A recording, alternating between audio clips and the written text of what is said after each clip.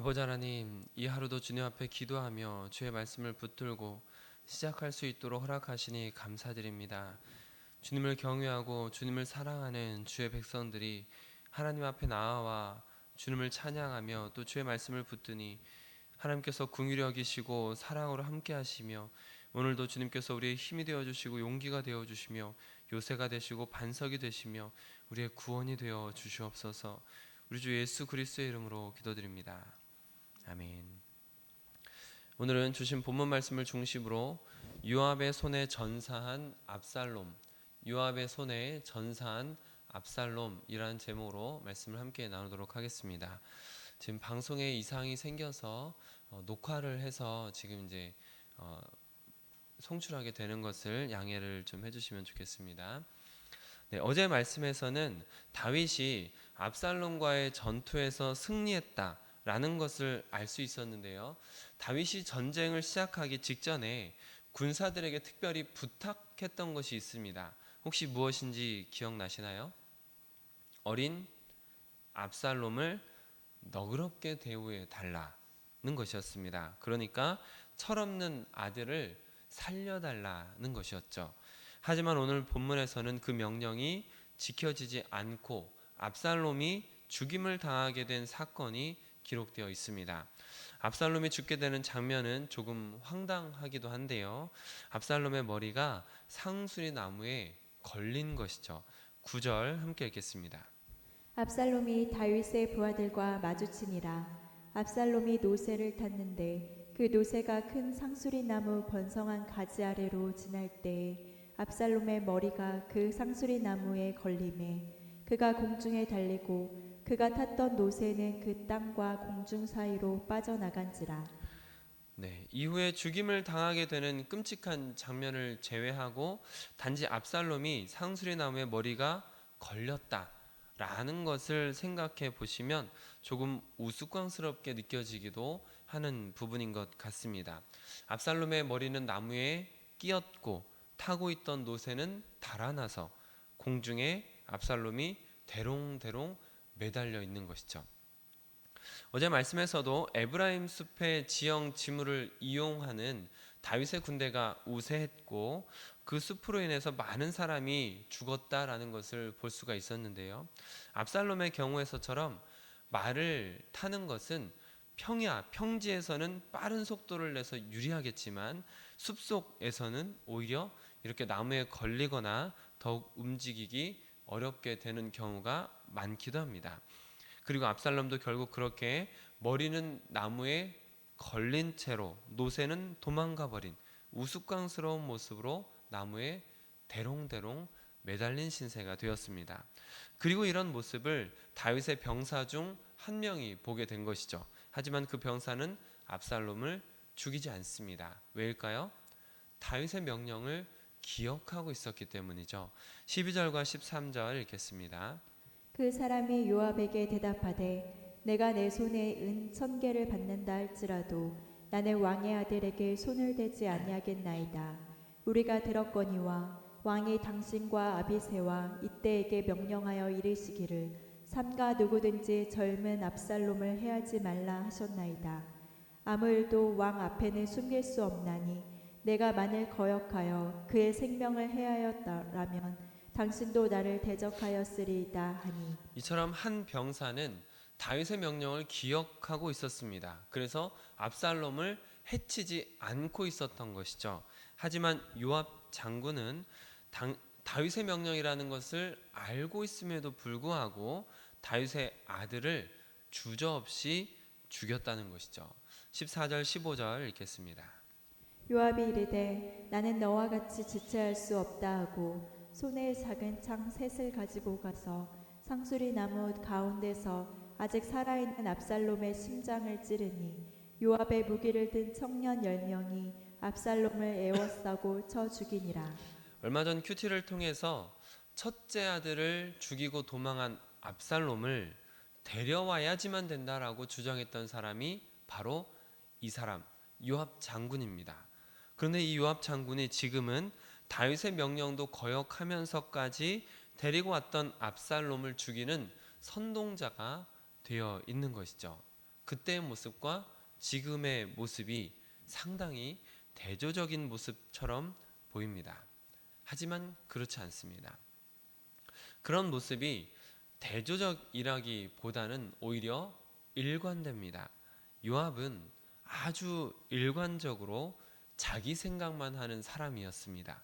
자기 의견을 중요하게 생각하는 사람이었습니다. 자신의 출세와 자기 이름이 높아지는 것을 아주 좋아하는 사람이었습니다. 심지어 왕의 명령보다, 심지어 왕의 아들의 생명보다 자신의 생각과 결정을 훨씬 더 중요하게 생각하는 사람이었다라는 것이죠. 쉽게 말해서 자기 생각대로 자기 마음대로 하는 사람이었다라는 것입니다.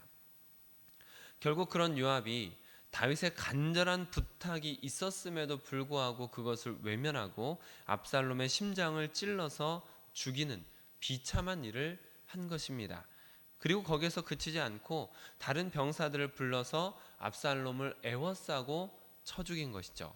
그리고 난 후에도 요압은 죽은 압살롬의 시신을 옮겨다가 큰 구덩이에 던지고 돌을 쌓도록 했습니다. 17절 읽겠습니다. 그들이 압살롬을 옮겨다가 숲을 가운데 큰 구멍에 그를 던지고 그 위에 매우 큰 돌무더기를 쌓으니라. 온 이스라엘 무기가 각기 장막으로 도망하니라.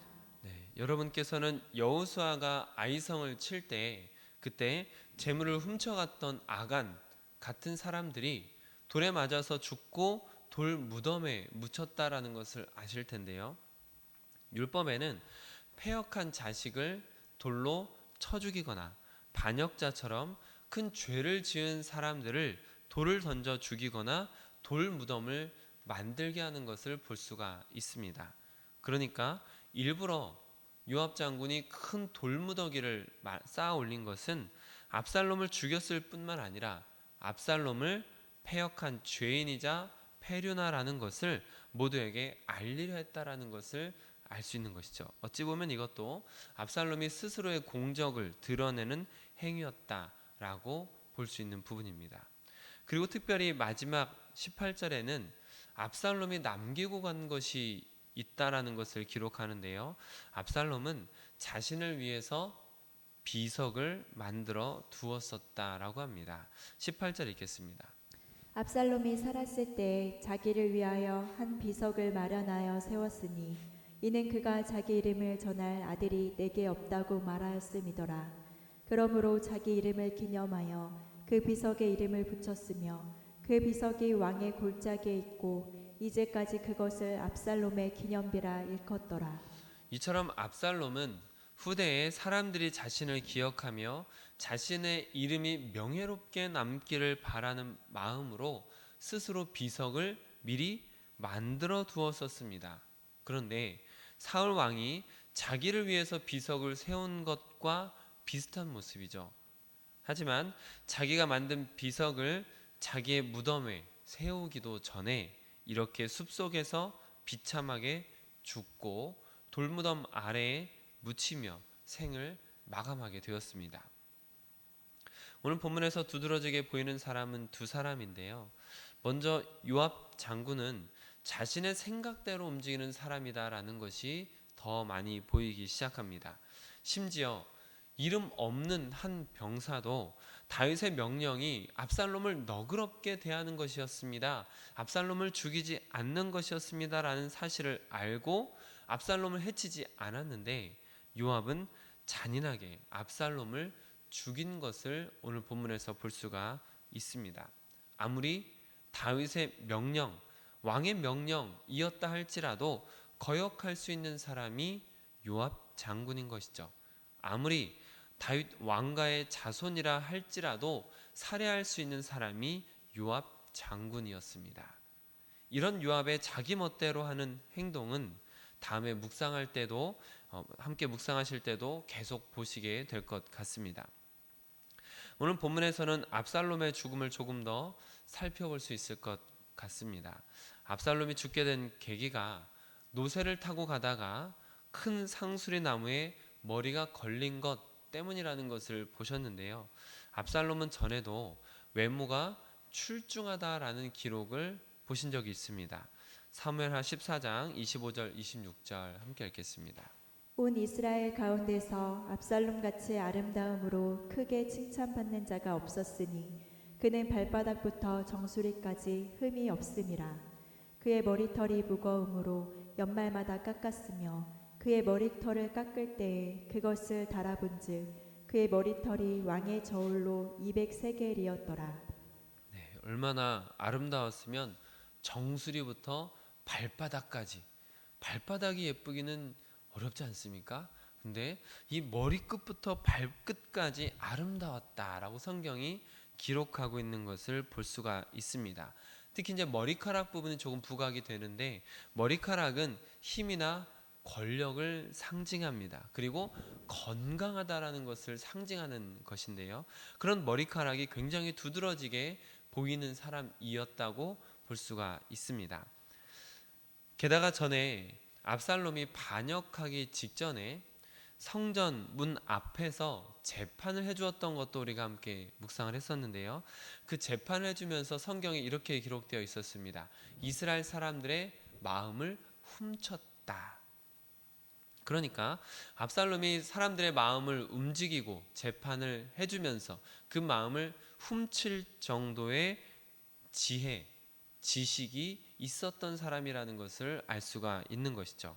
그런데 아이러니하게도 오늘 그 압살롬은 그 자랑거리였던 외모와 힘, 지혜를 나타내는 머리가 나무에 걸렸고 그 머리 때문에 빠져나오지 못했습니다. 게다가 압살롬이 타고 있었던 노새는 왕이나 귀족 같은 지위 높은 사람들이 타는 것이었었는데요. 그 노새가 압살롬을 떠나가 버렸습니다. 그러면서 압살롬은 나무에 대롱대롱 목이 걸린 채로 매달려서 도망가지도 못하는 신세가 되었던 것이죠. 그러니까 9절 말씀에서 압살롬의 머리가 걸리고 노새가 떠나갔다라는 이 말씀은 압살롬이 가지고 있던 명예, 권력, 힘, 지식, 외모 등 뛰어나다라고 할 수 있었던 모든 것들이 악한 마음을 가지고 있었던 압살롬에게는 걸림돌이 되었다라는 것을 알 수 있는 부분입니다. 그리고 이에 더해서 압살롬은 자기 자신을 위해서 비석을 세웠다라는 것도 함께 보셨는데요. 그 비석이 지금도 남아 있습니다. 사진 한번 띄워주실까요? 압살롬의 비석이 지금도 이렇게 남아 있습니다. 하지만 압살롬은 이런 비석을 크게 세우면서 자신을 기억해 주기를 바라는 마음 때문에 이런 비석을 미리 만들어 놓았지만 그 비석이 있는 무덤이 아니라 비참하게 죽고 숲속 구덩이에 던져져서 돌무더기 아래에 잠들게 된 것이죠. 심지어 지금도 보존되고 있는 이 압살롬의 무덤은 아직까지도 부모가 불순종하는 자녀에게 불효는 이런 결과를 가져온다라는 교육용으로 사용되고 있다고 합니다. 그래서 이 압살롬의 무덤 앞에서 유대인들은 침을 뱉거나 저주하거나 돌을 던진다라고 합니다. 결국 자기를 위해서 압살롬이 세워놓은 이 비석은 대대에 남는 불명예가 된 것이죠. 사랑하는 성도 여러분, 자기를 위하여 높이는 자는 주님께서 낮추시는 법입니다. 스스로 높아지려 하는 자는 하나님께서 낮추시는 법이라는 것을 압살롬을 통해서도 볼 수가 있습니다. 압살롬이 자랑하고 드러내든, 그래서 압살롬은 긴 머리카락을 자랑하기 위해서 투구를 쓰지도 않았다라는 기록도 있는데요. 압살롬이 자랑하고 드러내던 권력, 명예, 아름다움, 지식, 그리고 그 많던 이스라엘 군대도 압살롬을 지켜주지 못했습니다. 압살롬이 의지하던 군대는 흩어지고 자랑하던 것이 걸림돌이 되어서 결국 압살롬의 발목을 잡은 것입니다. 결국 자기를 자랑하려고 세워놓은 비석은 압살롬의 사건을 대대에 기억하며 이후에 모든 이스라엘 후손들에게 비난을 받고 저주를 받게 되는 반면 교사의 교보제가 되었습니다. 그러나 다윗은 어떤가요? 비록 징계를 당한 사람이었으나 그로 인해서 다윗은 더욱 겸손해졌습니다. 그리고 다윗은 진정한 신앙심을 회복하게 되었습니다. 그렇게 징계를 당한 사람이었지만 신앙이 다시 회복되자 결국 하나님께서는 다윗이 다시 이스라엘의 왕이 되도록 높여주었다라는 것을 아실 것입니다. 저는 우리 모두가 이렇게 스스로 높아지려는 자가 아니라 주님께서 높여주시는 사람이 되기를 원합니다. 지금 당장에 화려하게 보여지는 것들보다 마지막에 승리하는 인생이 되기를 원합니다. 그리고 그러기 위해서 우리는 죄를 지었다면 회개하고 자기 스스로 높아지기보다 주님께서 높여주시는 인생이 되기 위해서 겸손히 주님을 의지하는 삶을 살아야 될 줄 믿습니다. 아멘. 우리 함께 자기를 위하여 높이는 자는 함께 찬양하겠습니다.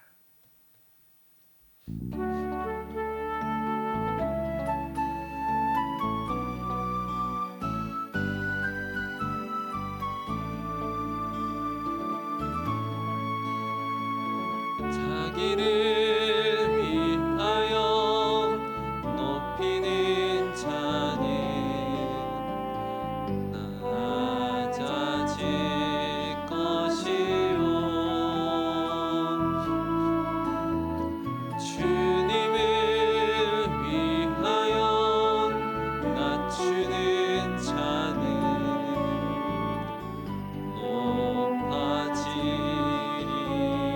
높아지리라.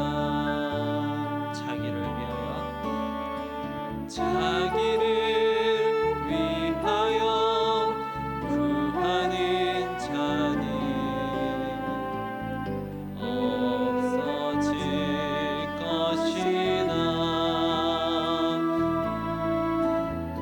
주님을 위하여 버리는 자는 채워지리라. 목숨을 위하여 일하는 자는 빼앗길 것이요 주님을 위하여 숨지는 자는 살게 되리. 우리 한 번 더 찬양하겠습니다. 자기를 위하여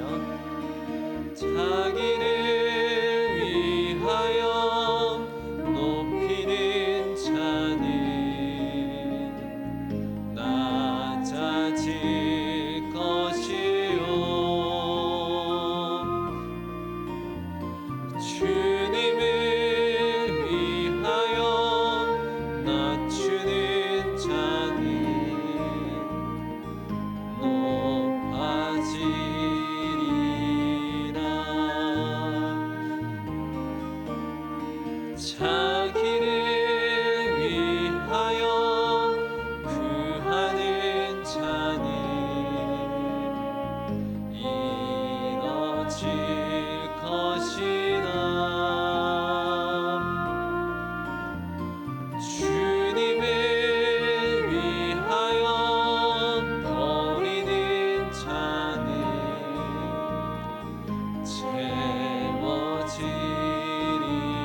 채워지리라. 목숨을 위하여 일하는 자는 빼앗길 것이요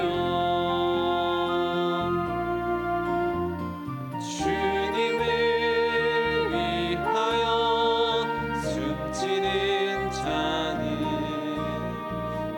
살게 되리라.